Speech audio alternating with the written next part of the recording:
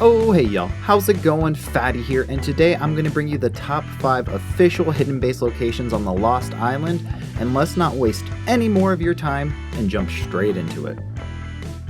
Coming in at number 5, this one's going to be located at 47.2, 39.3. Now this one is visually the most obvious one on this list. It's a little bit easier to kind of see the entrance and everything for it, but in my opinion it is one of the best to defend. So as you can see, that ledge there is so far above the water that the only way to really get there is to actually build up. If you come from any of these cliff sides, you can't just like fall down straight with a stego or really build out in a way that you can get to that ledge super easy. So if you put a little pillbox or something down there below, it's just going to buy you a lot of time before someone can even try to, build up into this base. Now, like I said, the entrance is the most obvious, but there's a lot of room in here, a lot of great benefits. You have water in here, so you can put down beer barrels, get some crops, anything like that you need to go, cooking pot to get those, med brews going and whatnot. But this one is just really nice. It's really big for like the space it is. And like I said, the biggest part of this one is just how well it's going to be, how easily it's going to be to defend from anything, really. People really nowadays just like to stego rush. That's like the main thing, right? So you always just got to think about how can someone raid this with a stego. And as you can see, with this ledge being so far up above here and not really having any other way to just drop in, it really prevents anybody from stego rushing. As well as I said, this one is going to be official. I'm just going to run through. I have official build settings on the single player. So for everyone, I'll just show you that everywhere is buildable on official for this one. Coming in at number 4, this one's going to be located at 22.0, 24.9. Now this one's definitely going to be one of the most hidden ones or harder ones to find, so I'll definitely show you guys the way to find this a little bit easier. But as you can see, you have this long hallway, which is easy to put up some basic defenses just to kind of keep people from rushing in. Then you can definitely put one of your main walls right here. And the kind of nice thing about this one is the depth of it. So you're going to be able to come way back here. So you're going to even be able to put more than just one wall in here. One thing you do got to watch out for in this room is you do have this tunnel that goes off to the right side a little bit, and it does loop around. So you don't want people to be able to, rush in, get to this side, and then get too close to your wall. So when you're building your wall, just make sure you're thinking about how that's going to be able to get hit. Maybe put it at a slight angle, kind of leading off to where the left hand is, where I'm looking right now.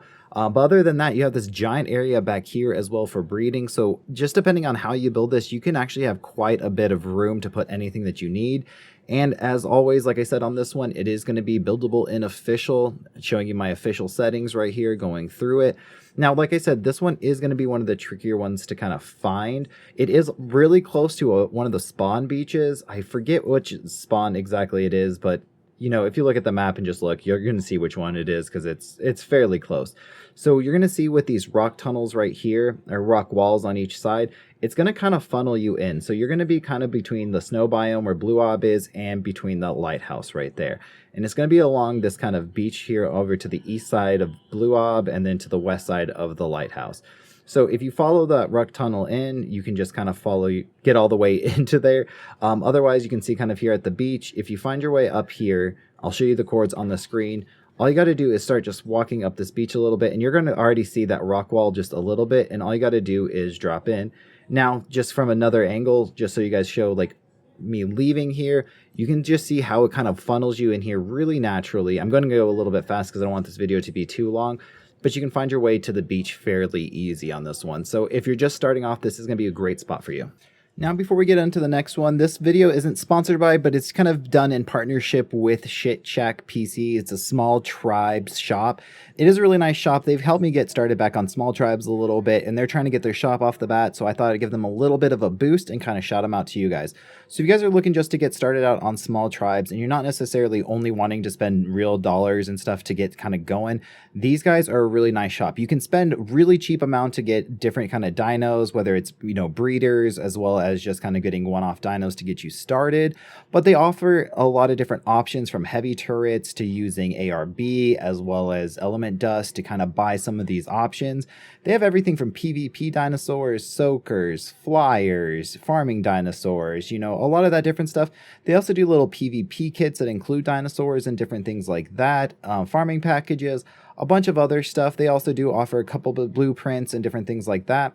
So it's a really nice shop. If you just are starting on small tribes, you got to know that it is so difficult with all these top tier lines that people offer, or everyone has, from carbos that have over 100k HP and stuff like that. It makes it really hard to get that small tribes experience started. So if you're looking for something to give you a little bit of boost, I would highly recommend these guys. Like I said, they have some of the cheapest prices I've seen for even trading for small tribes, different things on different forums and whatnot.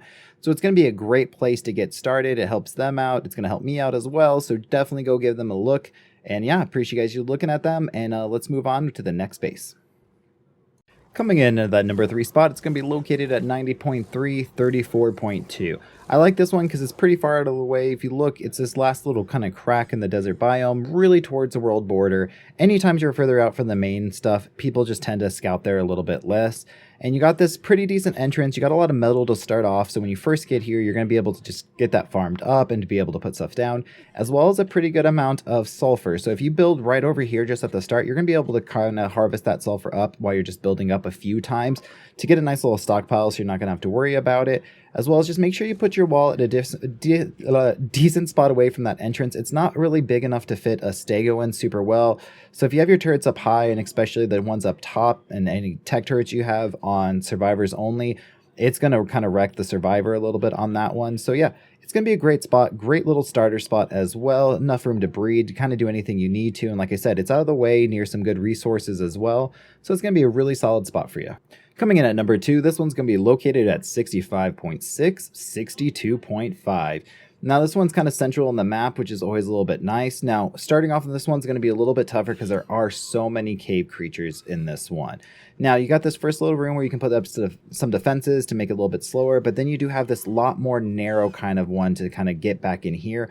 And this is where your main spot's going to be, your main breeding wall, or not your main turret wall, not your breeding wall.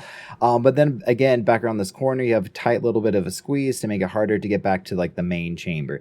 Now this one does have a lot of different areas to put up a little bit of defenses. It does have a little harder time to put up a main wall. I put it in the room before this one that I'm showing you and do all your main stuff over here.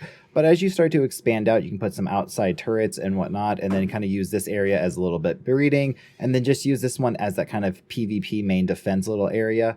Just to kind of show you guys where it's at. You know, it's on this main little island here, really close to Green Ob, so it's not too difficult to find. It's a pretty solid spot.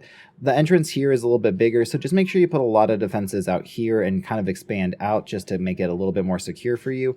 And as well as every other one on this list, it is official, as you can see with this. Coming in at number 1, this one's going to be located at 74.2, 38.7. Now this one has some of the smallest entrances on the entire Lost Island, and just to find it, it's really close to those little 2 towers I'm going to say over there, and it's going to be right along the ledge of the mountain. So it's pretty easy to find if you just kind of follow those general coordinates and you find that little landmark.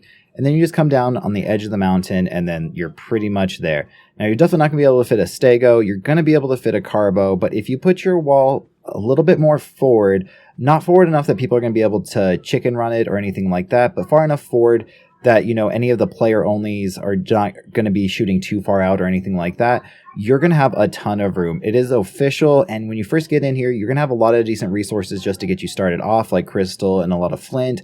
You know, it's not a great, like I'm saying, farm in your cave kind of a situation, but when you're first starting out, you're going to need those basic resources, and it's really going to help you out, kind of get that little jump on the competition. As always, guys, thank you so much for watching. If you haven't already, don't forget to like, comment, and subscribe. Don't forget to check out our little partnership, Chit Chat PC Small Tribes.